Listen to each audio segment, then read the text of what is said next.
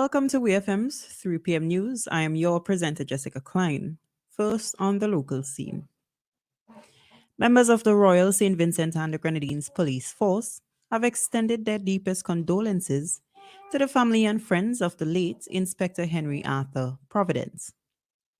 An official release states that Inspector Providence passed away this morning, 13th September 2023, at the Milton Cato Memorial Hospital. He was enlisted in the RSVGPF on December 27, 1996, and worked at several departments, including the Barely Police Station, Criminal Investigations Department, the Traffic Branch, Kittels Police Station, and the Georgetown Police Station. He rose through the ranks and was promoted to inspector on September 29, 2017.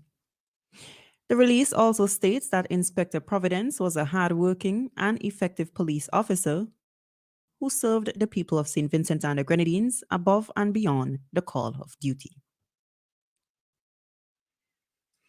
A memorandum of understanding was signed on Monday between the government of SVG and that of Cuba for 20 young men to have the opportunity to receive training in the fisheries sector. At the signing ceremony, which was held at Cabinet Room, Minister of Agriculture Sabalto Caesar said that the MOU's main focus will be on fishery assistance and technical support over the next year. According to Minister Caesar, this is all part of the South to South Cooperation, which comes under the Community of Latin America and the Caribbean, CELAC, and augments the government's existing programs in fisheries, such as the $2 million fleet expansion program. Still on the local scene, 8 new residences, which are part of the government's ongoing program to repair homes of persons in North Leeward who were displaced by the volcanic eruptions in 2021, are currently being built in Cumberland. Minister of Housing, Dr. Orlando Brewster, has stated that the government is looking forward to add more houses to this project. The North Leeward representative noted that the project not only provides housing for those who lost their homes, but also jobs and other economic activity in the town. 21 of the prefabricated houses that were purchased from the government of Guyana have arrived and will be distributed over time.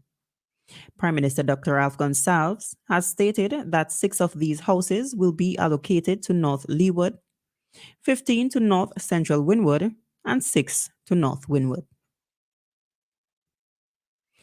On the regional scene, Minister without portfolio in the Office of the Prime Minister of Jamaica has disclosed that a known human trafficker was among 36 Haitians who were returned to their country by local authorities on Sunday.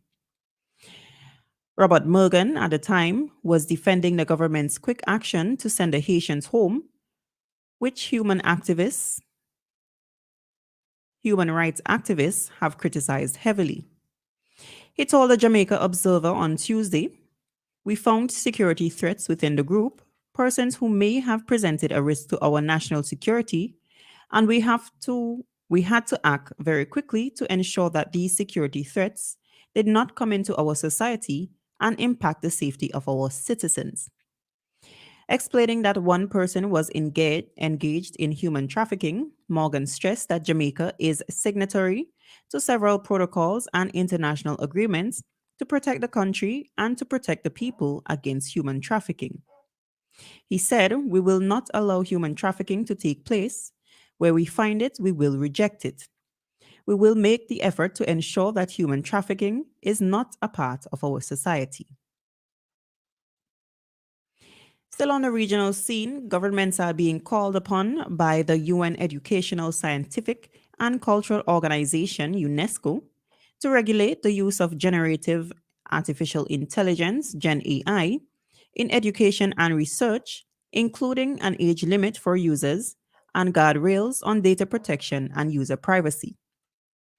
Platforms like ChatGPT that can produce automated text, images, videos, music, and software code has evolved rapidly and are already being used by hundreds of millions around the world, including students. However, not many countries have policies in place to ensure safe and ethical use of the AI tools. UNESCO's guidance suggests steps that can be exercised to ensure a human centric vision for new technology use.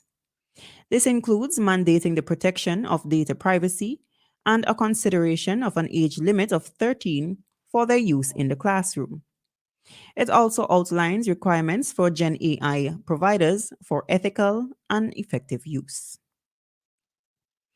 And finally, on the international scene, former chairman of China Life Insurance, Wang Bin, has been sentenced to death with a 2-year pardon as Beijing cracks down on financial industries. According to BBC, the sentence will be reduced after 2 years to life in prison without parole. A court in Jinan found Mr. Wang guilty of taking 325 million yen in bribes. He was also sentenced to 1 year in prison for illegally hiding $54.2 million in yen in overseas deposits. Wang Bin is the latest boss for a major Chinese financial institution to be caught in President Xi Jinping's more than 2-year crackdown on corruption in the $60 trillion industry. This has been WEFM's 3 p.m. news. I have been your presenter, Jessica Klein. Join us again at 5:30 p.m. for WEFM's evening news, and we thank you for listening.